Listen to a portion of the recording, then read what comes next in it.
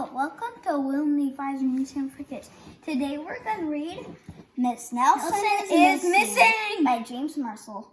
And let's begin! The kids in room 207 were misbehaving. Again. Spitballs stuck to the ceiling. Paper planes whizzed through the air.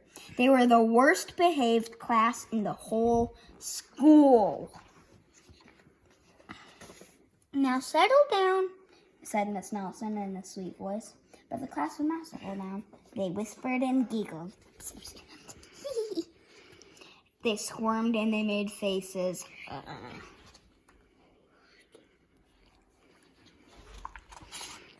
They were even rude during story time. And they always refused to do their lessons. Something will have to be done, said Miss Nelson. The next morning, Miss Nelson did not come to school.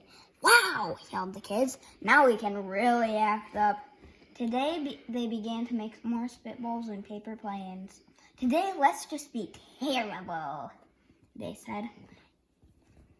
Not so fast, hissed the unpleasant voice. That one kind of looks like Miss Nelson. A mini Miss Nelson, just mean. A woman in an ugly black dress stood before them. I'm your new teacher, Miss Viola Swamp!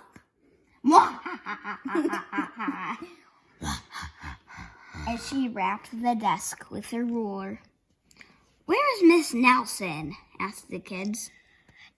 Never mind that, snapped Miss Swamp. Open those arithmetic books. Miss Nelson's kids did as they were told.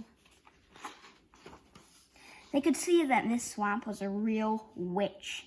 She meant business. Right away, she put them to work, and she loaded them down with homework. You'll be surprised who it is. We'll have no story hour today, said Miss Swamp. Keep your mouth shut, said Miss Swamp. And if you misbehave, you'll be sorry, said Miss Swamp. Days went by and there was no sign of Miss Nelson.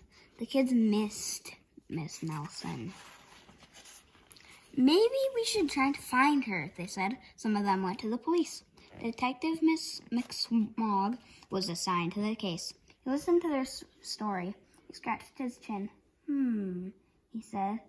I think Miss Nelson is missing. Detective McSmog would not be much help.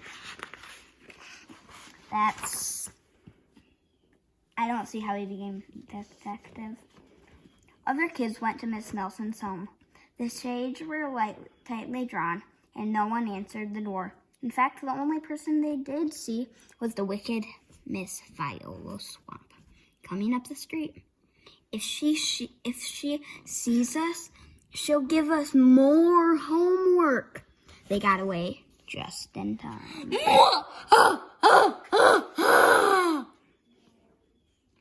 Maybe something terrible happened to Miss Nelson.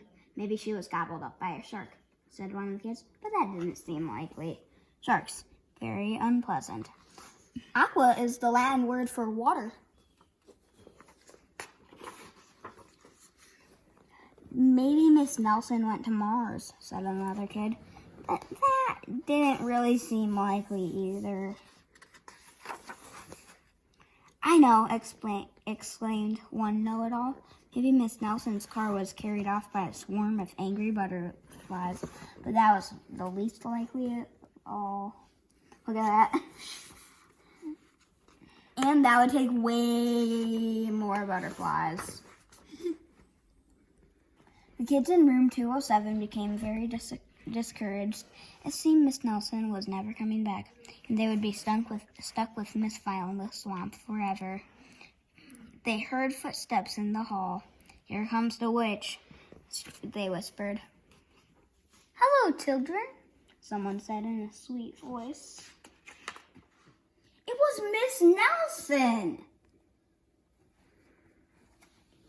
Did you miss me? She asked.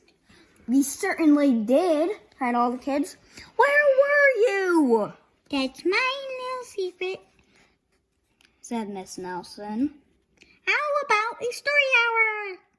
Oh, yes, cried the kids. Miss Nelson noticed that during the story hour, no one was being rude or silly. What brought this lovely things? She asked. That's our little secret, said the kids. Back home, Miss Nelson took off her coat and hung it in the closet, right next to an ugly black dress. When it was time for bed, she sang a little song. I'll never tell, she said to herself with a smile. I'll never tell. Look at this. The black, ugly dress and the wig. Oh, wow. Who knew that Miss Nelson was it? P.S. Detective McSmog is now working on a new case. He is now looking for Miss Viola Swamp.